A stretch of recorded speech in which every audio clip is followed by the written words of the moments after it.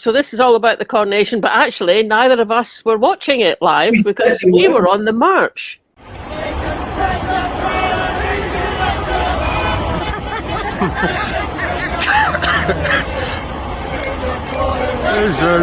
Take your coronation up your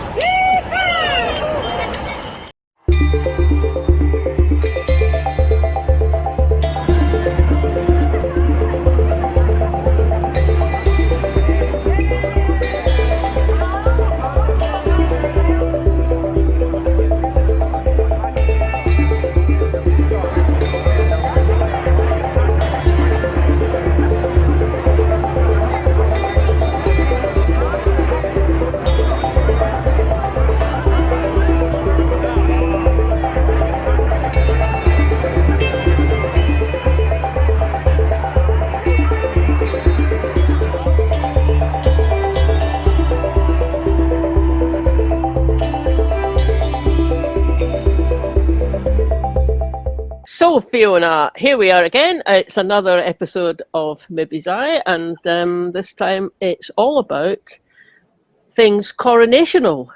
Although you and I didn't watch any of it live. In fact, I don't even know if you've watched any of it yet, but we certainly didn't watch it live because we were in Glasgow on the March for Independence, weren't we? We were, and what a fantastic day. I haven't seen a second of the coronation footage. The only thing I've seen was a picture of Penny Mordaunt holding a sword upside down, and we had a picture of you holding it the right way up at the march. So, so I don't know what she was thinking. And also somebody had rather unkindly suggested that the logo on her hat was exactly like the Poundland brand. I don't agree with one thing that Penny Mordaunt's political views, but I must say I do think she deserves some kudos for holding that great big bloody sword up for, and it must have been well over. Now apparently she did press ups and weightlifting to, get herself toned up. Crushed walnuts. There was somebody tweeted, I don't know who it was, one of the Tory MPs, look at how long she's held up that sword, surely a future PM. And I thought, hang on a minute, is that all you need to be able to do? He seems to be kind of going back to the, medieval kind of, if you can wield a sword properly and probably stick someone with the pointy end, then you're a good one to be a king or a queen. Do you know, I think that would be a real sort of crowd pleaser if we went back to jousting rather than having all these elections. I did watch some of the coronation, afterwards. Marlene. I did, and I think it is interesting because when you look back at those old photos, those old films of the Queen's coronation, whatever you think about whether we want to be a monarchy or not, actually it was quite a majestic event. It was almost the very first big event that the BBC had ever been televised, or perhaps anyone had ever televised. Whereas now you look at this coronation, it just didn't quite touch me. As the symbolism of it didn't really touch me, and I thought, well, yeah, because we've all got all sorts of little outtakes about, look at Princess Anne's hat, and you got all that kind of stuff, and I think we're just too used to being able to be in the midst of a big event like that, and maybe somewhere it's detracted from what might have been a bit more solemn and inspirational. But anyway. Well, and when you think about the wall-to-wall coverage that the royal family gets, largely not because of the coronation. Usually it's because of the antics of the various members. So, to actually then change and expect to look at them with awe, whereas before you were looking at them thinking, how come you're not in jail? I suppose that's true, actually, and I think that's one of the big differences between the situation when the Queen was being crowned. Plus, there you've got a quite beautiful 20-something young woman in the midst of all this, and now we've got a 75-year-old chap who's been waiting for it to happen for decades. And is the oldest king ever to be crowned in England.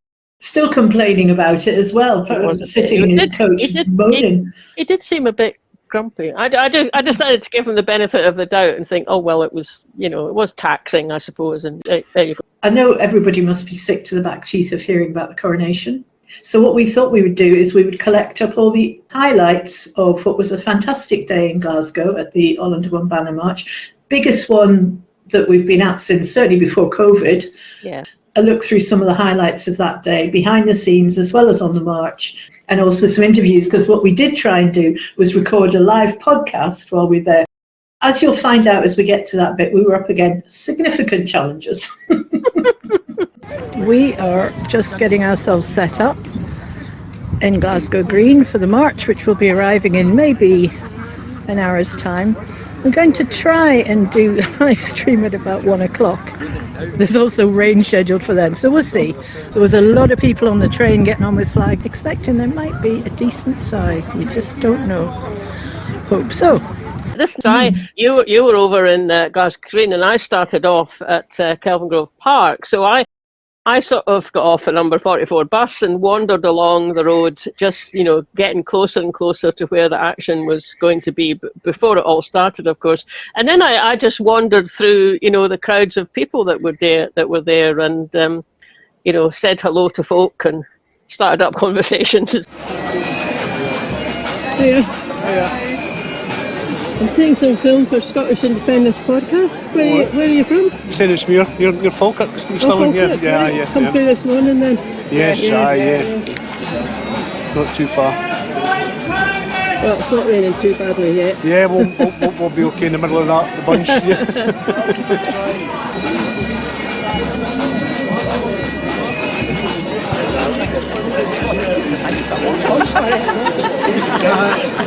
Stonehaven. That's a good way to come down. It's worth it. Great, Let's hope this time it's that wee bit better attendance, Yeah, especially so. on this time as well. Yeah, I saw there was a bus coming all the way down from Sutherland. So. Wonderful. Good. I mean, hope everybody makes a special effort, because now is probably a really the hardest time. We need it now. And the bad press that been put on us. And, and long may the rain come, and I hope it's raining in London. Maybe a thunderstorm or two will be fine. You'll never be my king. Never. You think you'll be the last one? Hopefully. I think they own us now. I think there's a momentum now for the abolish the crown. And I can't afford it. It's a Very luxury. expensive. Can't afford them. 100 million and people can't eat or heat their houses. Hello, this day and age. Yeah.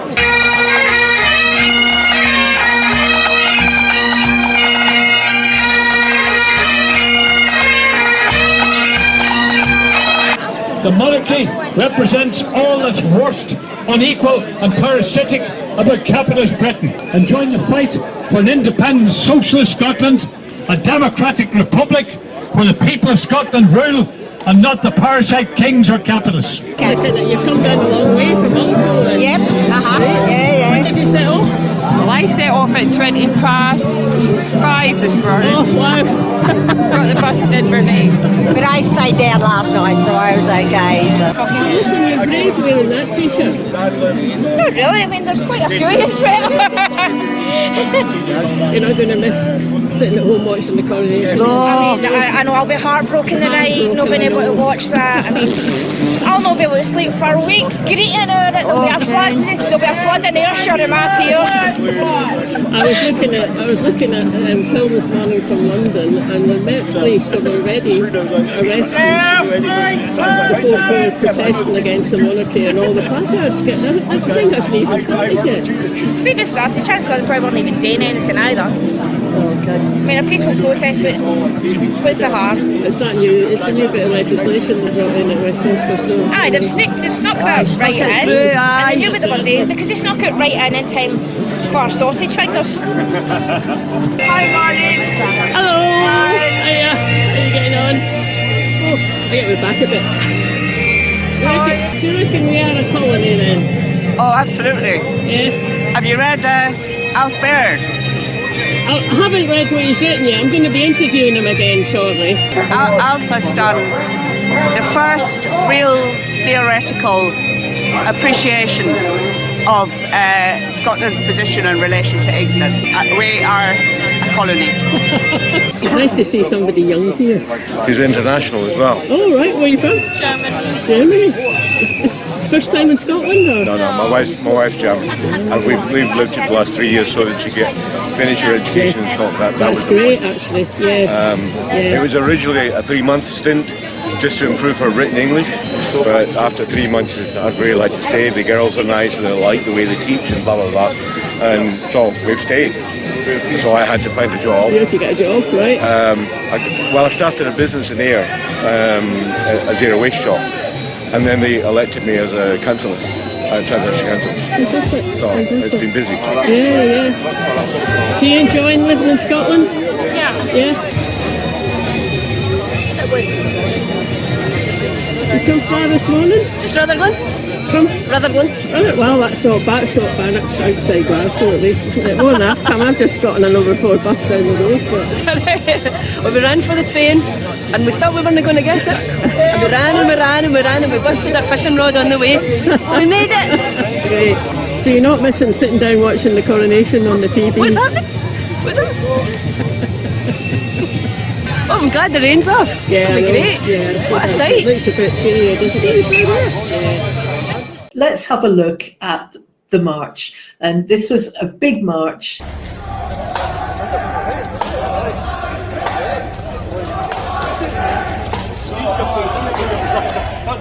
And most of this footage that you're about to see was taken by our roving reporter, Neil Haston, who did a tremendous job hunting out some great angles for us.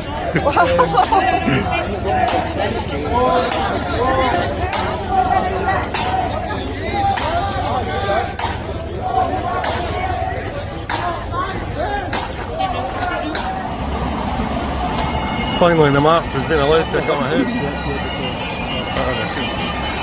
The march is at Charing Cross. It's been held back for a wee while.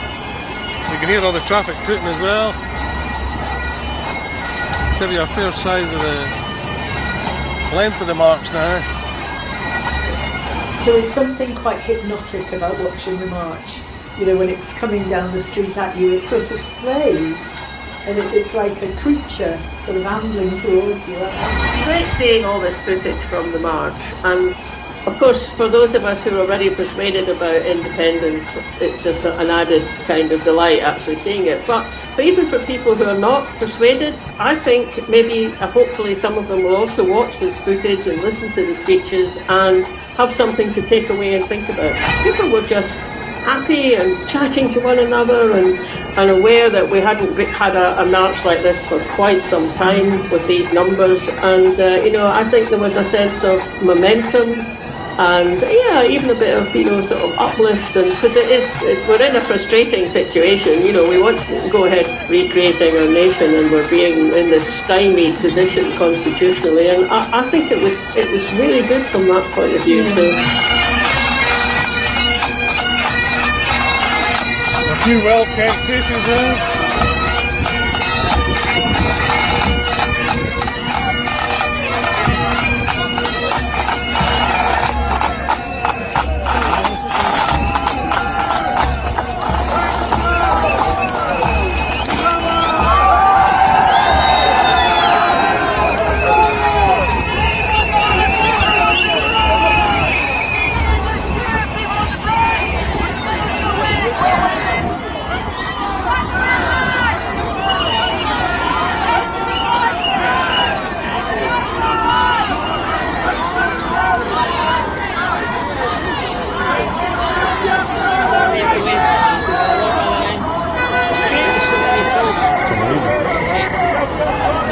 Okay, Marlene, catch up later.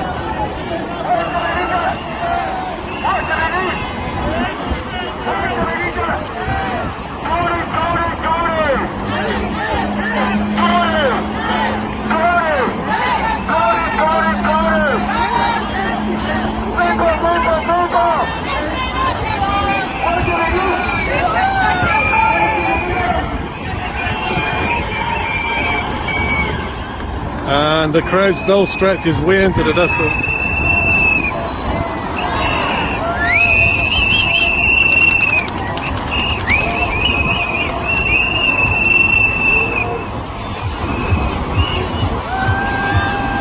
And that sign, if you can see, it says Shagbarry Tories for 13 years and they didn't even buy me dinner. Some of the big yes saltires coming up now.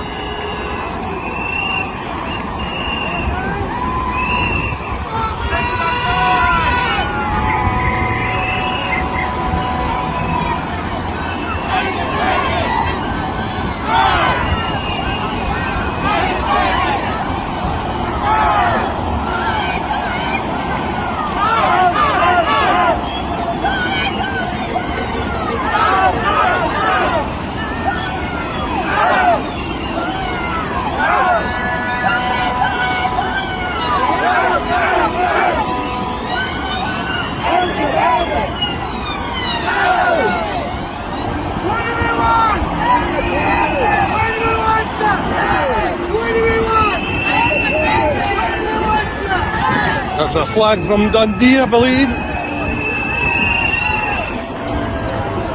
Yes, Dundee!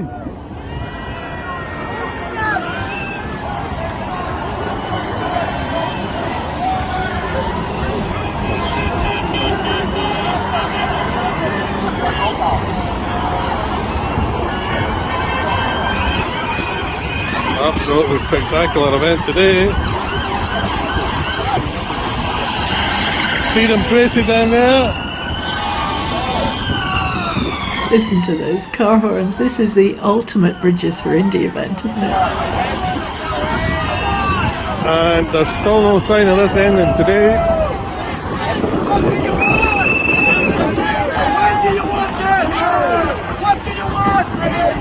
When do you want it? Well, I think the Yes Bikers are about. As the Yes Bikers forming up to welcome the march.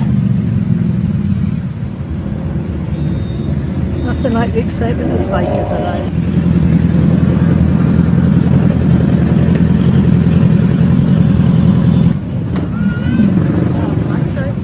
It's for independence, Scottish independence. It's a march, it's coming. So these are the bikers who are going to welcome the marchers into the park. Because we all support Scottish independence. Nice. Very colourful. Yeah.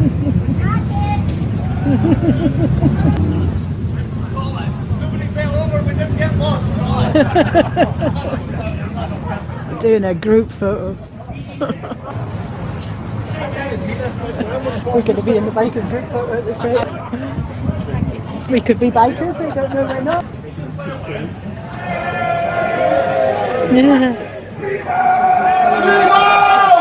It's the bikers group shot. Really good enough. Up your arms!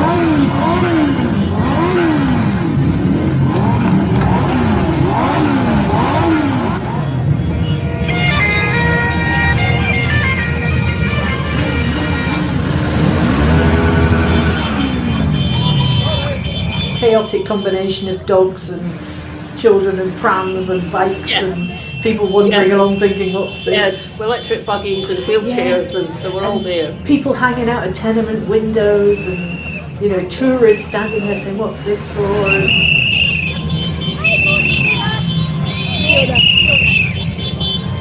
Hello! Good, thanks!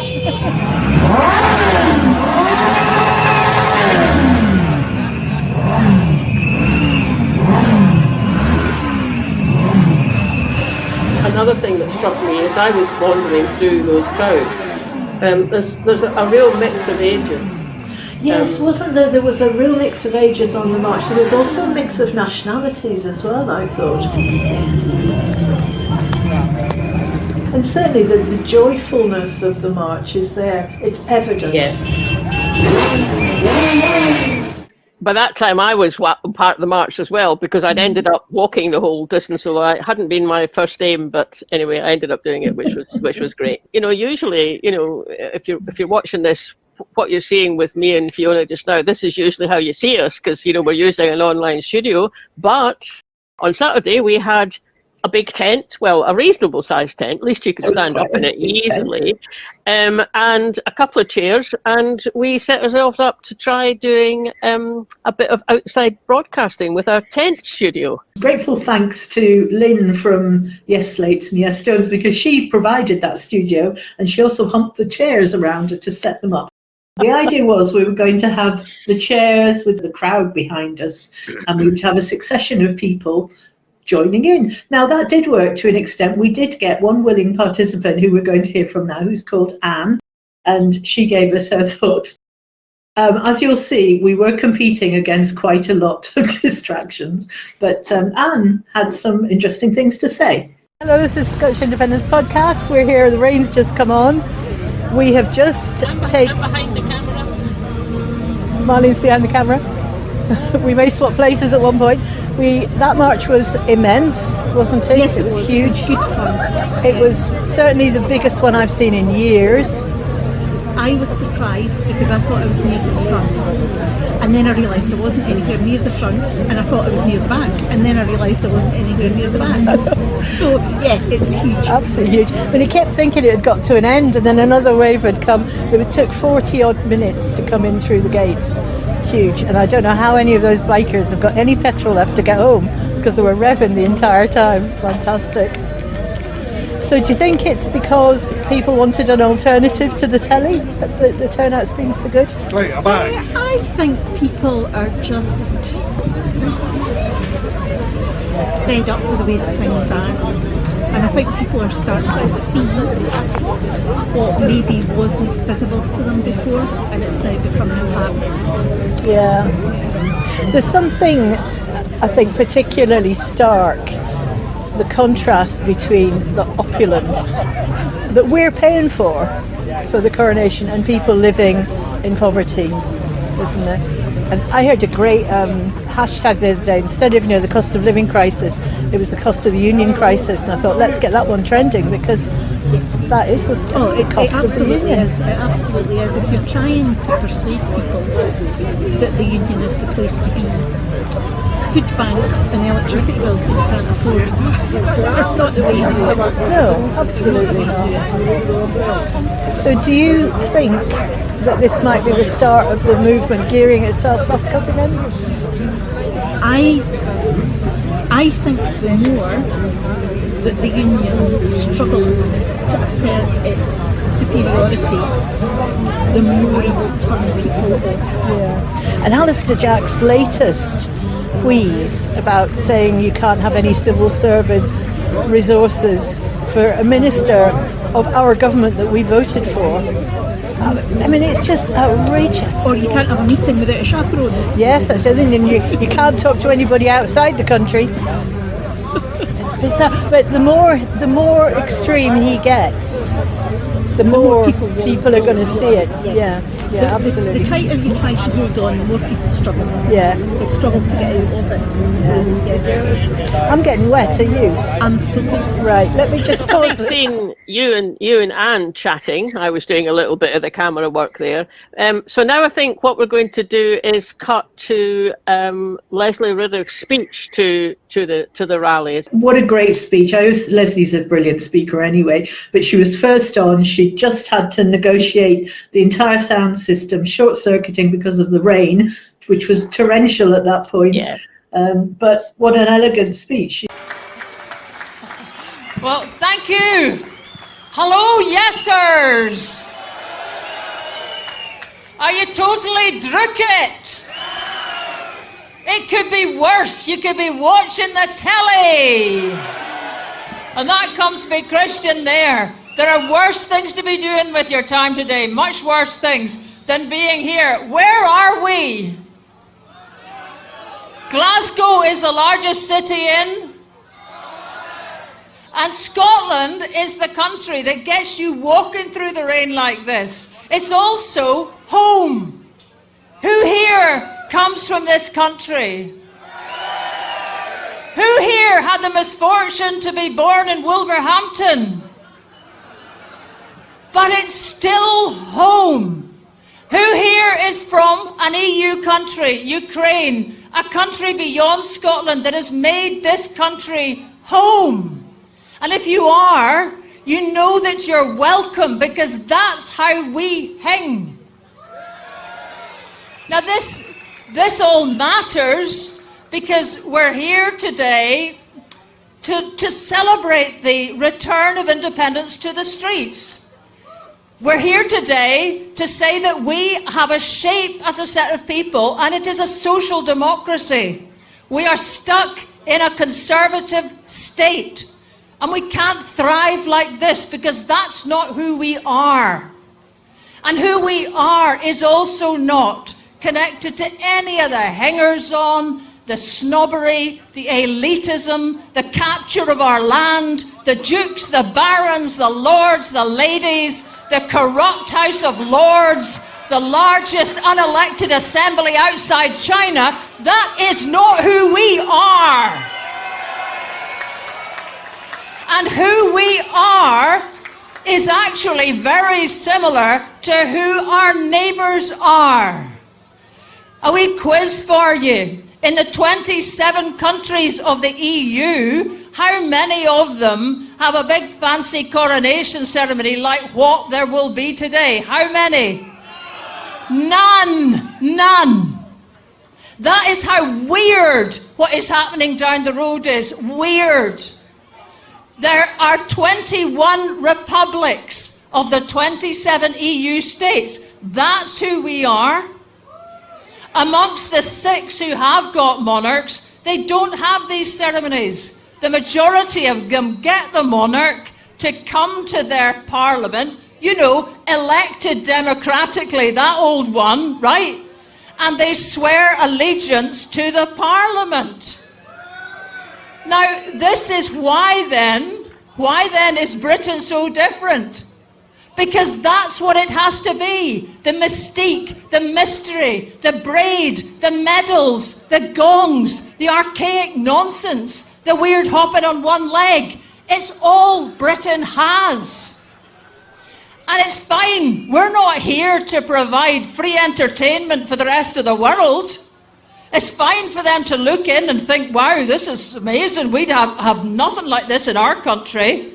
It's like watching upstairs, downstairs. The point is, they don't have to live in it. We do. And we're not having it. It's not who we are. Now, there's another wee thing about this, about the weirdness. You might look around the world and see that there are still 15 Commonwealth realms that have the king or the queen as their head of state. Why is that? Because they spent Barbados 2021 declared itself a republic. Yes. How long did it take Barbados, tiny a Barbados, to unweave the constitutional network that British officials had placed within their written constitution when they were allowed to be free in 1966? It took them 40 years. That is how thick the constitutional mesh is, and that is what's keeping these guys with kings and queens as their head of state from a distant country like here. So the next country to go will be Jamaica. They'll go in 2025. But what have they got in their constitution? The British placed a requirement that they need a 2/3 vote to be able to abolish the monarchy. So let's just say they're cute, right? We're not the only people who are finding it extremely hard to have a straightforward expression of our democratic will. But they will do it. And after them, the tiny Bahamas. So things are on the move. The world's on the move. This kind of cravenness, this doffing your cap, this crawling, all this stuff is part of a world that is gone. Britain will never catch up because it cannot let go of that imperial past. It's all it can see. We can see everything else. We can see all the possibilities for ourselves. We can see the possibility that we will be an independent country alongside a reunited Ireland, alongside an independent Wales, and alongside an independent England. And not only will we be in that fabulous situation, an independent country in a new revamped Council of the Isles, we will also be in the Nordic Council because that's who we are as well. We are a North Atlantic social democratic state in the making, in the waiting. And we've waited long enough. So that's what this is all about. And the bard was quoted earlier. There's a different verse that comes to me from A Man's a Man, which is looking at, you see yon birkie called a lord, wha struts and stares and all that. Though hundreds worship at his word, he's but a coof for all that. For all that and all that, his ribbon star and all that. The folk o' independent mind, they look and laugh at all that. Thank you. Back in the tent studio, Marlene and I were still trying to have a podcast. We're trying to do our live podcast, but we are competing against speeches. Yeah, don't mind competing music. against Leslie, would it? Leslie's very good. That's fine, isn't it? And I look forward to hearing that speech when I get home and watch it on catch up, because Yes. I can't hear it here. Yeah. And we've got music going, and we've got rain bashing the roof. However, not to worry, it was a fabulously big march. Couldn't believe it. It was, actually. And I'll just turn the camera around, so just to prove that I am actually kind of, here I am. It was, I ended up walking most of it, because I went up to Kelvin Grove Park. Yeah. Got a lot of good footage, which you'll see at some point, and then walked down to that bridge that goes over the motorway at Charing Cross, and took some more, and I thought, okay, I'll get a number 2 bus, that'll get me to Trongate, that'll be fine. Every blooming bus in Glasgow, I think the route was changed today. So at the time I'd found one, I thought I might as well just walk. So I joined the march on the high street and walked down into the park, which was great. Fabulous. Really good, yeah. And it was great to see all the banners back again. So it lifts you when you see all those people. And a lot of young people in that march, a lot of young people in the crowd, and children. Yeah. Well, I got talking to a young girl, teenager. She was there with her dad. She had a placard and things, and turns out she's German. Yeah. And she's over here, going to school here, and look, can we stay in Scotland, and then if I'm here for 3 years I can go to university and be really great. So it was great, it was really good. And I talked to folk down from Stonehaven, Sutherland, had a wee chat to someone who went to Bell Baxter School in Cooper, which is where I went to school at one point. This march was, I don't think it was as big as the ones a few years back, but it's pretty big. Absolutely. It's pretty big. It wasn't as big as the massive Edinburgh one or the massive Glasgow one, the 92,000 graduate one, but it was certainly up there with some of the, like the Dundee or the Aberdeen. I am no estimator of crowd numbers, but it took 40 minutes for that march to come in the gates. Oh, it's coming on to rain again. It is. You're probably hearing the rain up on the roof, but anyway, let's carry on, see if we can get somewhere. We're recording something. I don't know what it is. But so we're here, we pitched in with the Yes Stones, who've been doing a roaring trade, as always. We're just trying is that Alex Salmon? Sounds like Alex Salmon. Yes, that was a bit of a surprise when I saw him in the crowd, because... Well, he said he was going, because he's a Privy Councillor, he would have got an invite. He said he was going, so he's obviously changed his mind. Yeah, and I think there was a lot of flack that Humza was getting for going. Yeah. And then people were showing pictures of him at some event of the Privy Council, and I think perhaps he's had to, put up or shut up, maybe. I think so, yeah. It's said that understand that the homage of the people is now to be said silently, which will stop people having to swear at their television sets. Well, in Glasgow, our decoration for Scotland will be loud and proud. Now, countries can move backwards and they can move forwards. In medieval Scotland, the king had to take an oath of allegiance to the people, to the community of the realm. In 21st century England, they think the people should take an oath of allegiance to the king. That's the country moving backwards. But Scotland from 1997 was moving forwards.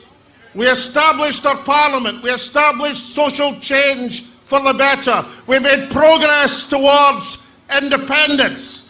But that, fellow citizens, has come to a halt.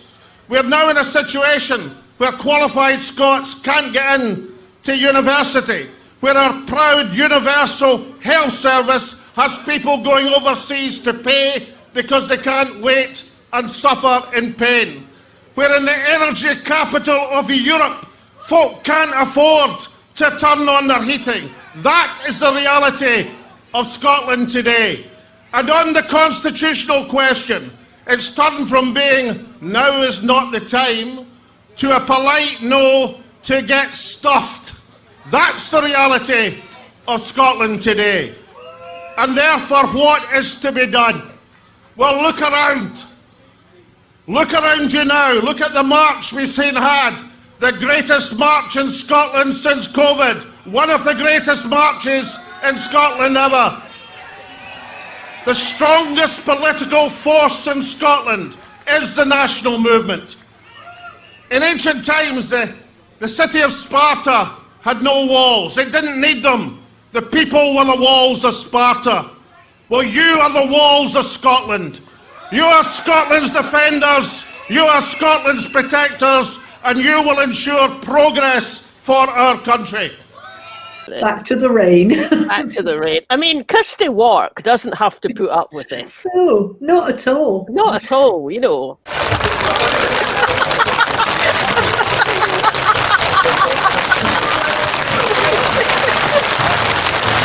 How that happened in London. Oh, I hope so. I think our wages should get raised for having to put up with that kind of thing. Yeah.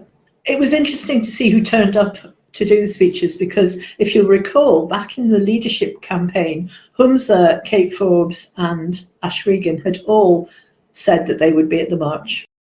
I think possibly they hadn't twigged it was the same day as the coronation. And in the event, Humza went to the coronation. Kate was ill, although she did send a message which was read out. And Ash Regan was there. I mean, I know Humza's he's certainly been getting a bit of criticism for choosing to go down to the coronation. Personally, I think it would have been a very bad move if he hadn't gone to the coronation. I mean, he's there. Yeah, First Minister, representing Scotland, representing Scots. Of course we want him there. And apart from anything else, it must be a very, very good networking opportunity. Networking, yeah, I get. I don't know, there's a bit of me thinks that could have just hijacked the news for the day if he'd refused to turn up. Well, maybe exactly. Well, it would have hijacked it, isn't it? I mean, we know that. The media would have immediately launched in with a whole load of it probably would have been anti-SNP, but it would have been anti-independence movement as well. And also it would have meant that a friend of mine who lives in Montana wouldn't have had the chance to see our First Minister with his whole kilt and everything. I mean, you know, her response was, wow, there's a good-looking First Minister. Some guys you see with kilt on and you think, no, it doesn't quite work on you, but he knows how to wear a kilt probably. Yeah. Passing quickly on. The other speech I thought had some very interesting information in it was Joanna Cherry. Now, of course, we know that Joanna Cherry is a Casey, now she'll be, had a very interesting perspective on the subject of a 300-year-old union, a union of consent, and how could it be that you would need something that came from a piece of legislation that was only 25 years old to get out of it. Here's Joanna to explain much better than I've just done. Today is a particularly good day to remind the British establishment that in Scotland it is the people who are sovereign. Not the Parliament and not the King, but the people. And that's really, really important because our sovereignty as Scots and people who live in Scotland means that we have the right to self-determination. And like all other human rights, it's a right that is universal. The right to self-determination is not a right that uniquely Scotland cannot claim. And I say that no matter what the United Kingdom Supreme Court may have said in a recent court case, which I think was both misconceived and misguided. Scotland has the right to self-determination because the union between Scotland and England is a union of consent. So it's a union that can be ended by the will of the people living in Scotland. And no 25-year-old Devolution Act, no British government and no court can ever deny that basic democratic reality.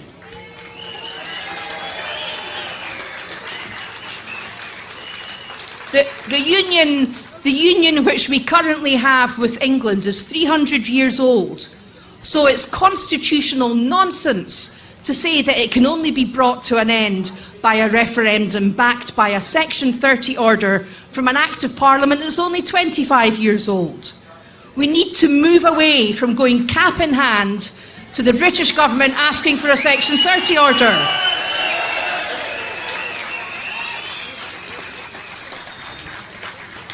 And instead, we need to find another democratic way to express our sovereignty. Now, our movement for self-determination has come a long way in the last 10 years, and the SNP has had a huge role to play in that. And I know the SNP have hit a bit of a bump in the road at the moment, and we face some challenges, but I can tell you this, no matter how big those challenges are, the SNP is a party with a proud history and some really great people in it. So we're going to sort out our problems and be back in the vanguard of the independence movement. But it's important to remember today that the movement for independence is much bigger than the SNP, and it exists independently of the SNP. Later on in the afternoon, the rain eased off a little and the sun came out. And Marlene, you went off and got us some more Vox Pops. Yes, I decided it was safe to move out of the studio tent, and then realised we were just more or less next door to Glasgow Pensioners for Indy, and then beyond them was Craig Dale from Commonweal. So yeah, so we can hear a little bit from them. You had a good day? It was good until the heavens opened. Hiya, Marlene. Hiya. Had a good day? Very good. Great march, wasn't it? Oh, fantastic. How are you doing? How are you doing? Yeah. Well, we managed to get ourselves in a tent, so relatively speaking, we're dry. Well, it just came down, didn't it? To quote that fine Scottish historical movie, Braveheart, this is fine Scottish weather. The rain's coming straight down. Such a good march, actually, compared with recent ones. It looked like I have no idea what the numbers were, but certainly with the crowds coming in, this has been a really good day. We've done ourselves good. I'm sorry I can't show you around the Commonweal stall. We had to hide it from the weather. You've still got your cookies out. We do still have muffins. Thank you. I'm not above bribing a journalist. So would you like a muffin? Well, there you go. He's just bribed me. He's just bribed me. No, it's been really good seeing folk, and we've had a lot of interest here. Folk coming up to, especially to see our new book sorted. So dozens of them today. It's great. It's good. Folk coming up to say hello, and say they've been looking out for us and appreciate the work we're doing. So I'm on a high. It's good. Anybody who's been to the marches knows that the Yes Stones is a really popular part of the whole event, and people were astoundingly generous this time. There was a whole load of stones from a whole load of different artists, and as fast as the shelves were being emptied, they were being filled up again with more, and people were just loving taking away a little treasure to themselves. People are very generous. They give donations, and it all goes into a bucket. And Marlene and I were charged with trying to have a go at counting this. Well, we lost count when we got to over £1,200, which was a fantastic total. Yeah. Definitely the best. It got up to nearly 1,300, didn't it? £1,300. I mean, that's just phenomenal. And even as you and I were helping them clear away all the Yes Stones, equipment and shelves and everything, there was this wee lad who was still looking at the stones, and I think it was his granny who was with him. He was, and he liked ones with spiders on them, so we found him a couple of spiders on them. She was just standing there with her wallet, ready to take out a tenner or something, and put that in again. And it's really lovely seeing. I mean, it's lovely just seeing people's response to the actual stones themselves, and then you get also a very generous response in the donations, and so all of that I think was being given to food banks. Yeah. So let's hear from Lynn now, explaining exactly what's going to happen. 1,200 quid and still counting. Oh, Marlene, that is amazing. Does that not show you the generosity of people? And that everyone here understands that people are hurting, and this is going to people that really need it. You know who you're going to give it to yet? I think what we're saying, because it's so much, it's not going to go to one food bank. It's usually food banks we give it to, but we'll split it. So, for example, Alistair, I was talking to, there's come down from Thurso, so he's going to find somewhere up there. So we'll try and spread it across Scotland, so that, because even if we split it like 4 or 5 ways, you're talking about £200 each. That's a good boost for the food bank. So, brilliant. Well done. Thank you. Well done.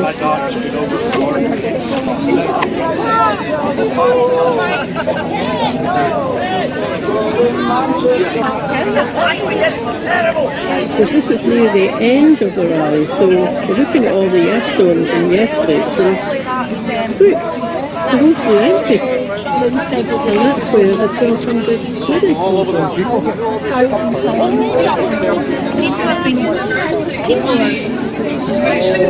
People are putting money in such a generous way. That's today. You just counted it, it's up over 1,200 quid. That's it? Yeah, already. Fantastic. Do you know, that's amazing, isn't it? What a good thing, and then obviously it'll be good charity. Well, as soon as you say like food bank, I've been saying to them, these are all hand-painted stones, and we've painted them with love for independence. Absolutely. We work the art. Absolutely. Yeah, absolutely. Everything's a wee work the art, and he's showing the work that's gone into it, and so on and so. And just spreading the word. Everywhere you go, if you find a wee yes stone, the message is out there in a nice peaceful way. Absolutely. Yeah, it's true actually. It's a nice peaceful way, isn't it? It's not confrontational.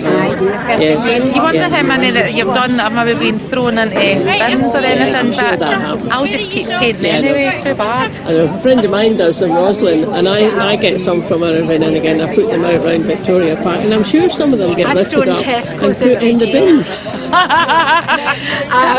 And I put wee houses, and usually I put them on the way in. By the time I'm coming out, they're gone.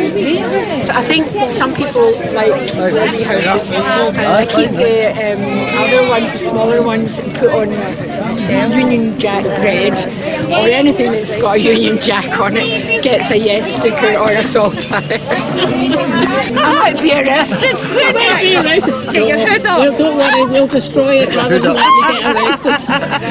I hear the organisers of the Not My King in London were arrested. They were arrested as well. Before they did anything. Before they did anything. They took all the placards away. Absolutely dreadful, isn't it? There's no democracy anymore. What kind of world is it when you can't vote? Sir Albert to us. Disagree with something? I know, it's just wrong. Everything about it is wrong. Before the king had even left for the abbey,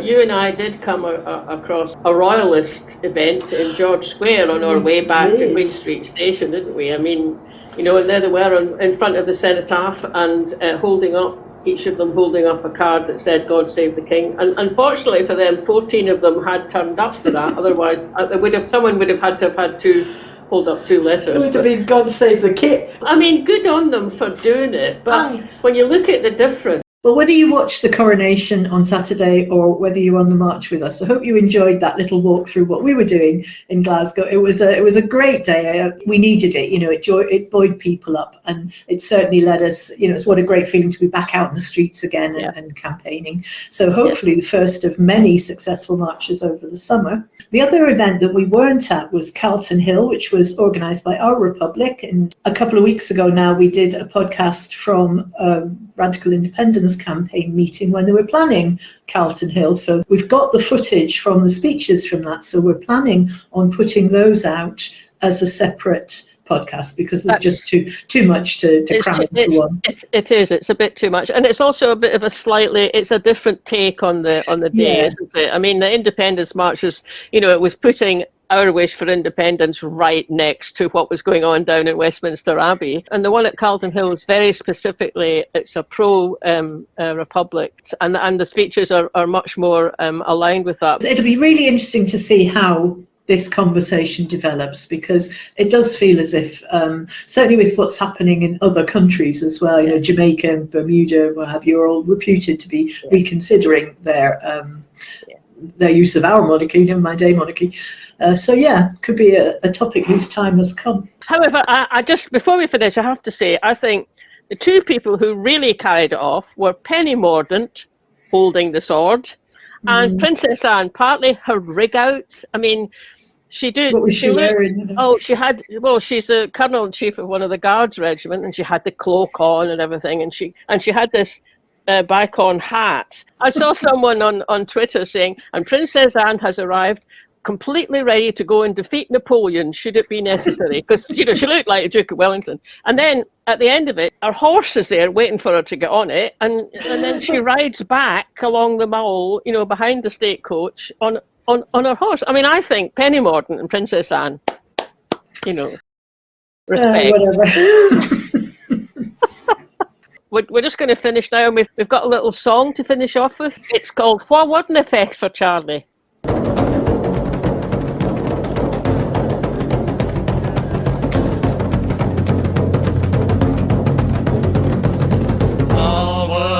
For Charlie, wha wouldna draw the sword, wha wouldna up and rally at the royal prince's word. Thinking Scotia's ancient heroes, thinking foreign foes repelled, thinking loyal Bruce and Wallace, wha the proud usurper quelled.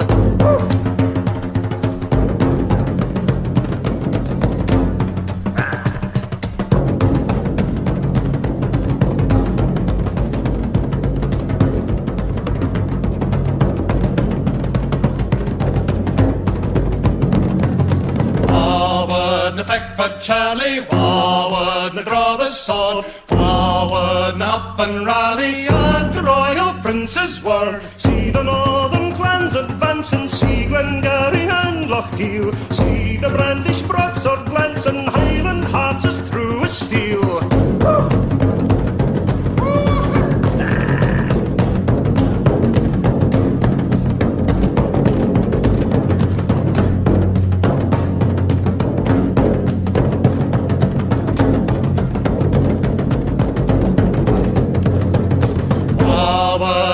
For Charlie, wha wouldna draw the sword, wha wouldna up and rally at the royal prince's word. Till the princes raised